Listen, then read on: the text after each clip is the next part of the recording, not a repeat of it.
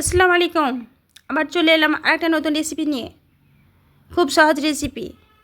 এটা 5 রকম ভেজিটেবল সবজি, বিট, গাজর, ধনেপাতা, 2 রকম ডাল, চাল। আমার কাছে যেসব উপকরণগুলো আছে সেই উপকরণ দিয়ে আমি এটা তৈরি করেছি। আপনার কাছে হয়তো অনেক কিছু আরও উপকরণ আছে, আপনি সেইগুলো দিতে পারেন। কিন্তু এটা আমার ঘরে জ্বর, সর্দি, ঠান্ডার জন্য বাচ্চাদের রিকোয়েস্টে আমি তৈরি করে দিয়েছি এই খিচুড়িটা।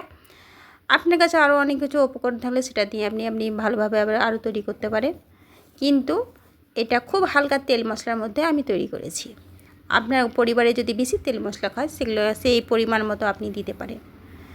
প্রথমে ভেবেছিলাম বাচ্চারা কি বলবে, কিন্তু ওরা এটা তৈরি করার পরে খাওয়ার পরে সেটা সবাই বললো যে না, ভালো হয়েছে। এর মধ্যে কেউ নিয়েছে আচার, আমের আচার, কেউ নিয়েছে ঘি। সেটা দিয়ে ওরা খেয়েছে, বললো ভালো হয়েছে। আজ এখান থেকে আবার দেখা হবে আরেকটা রেসিপির সাথে।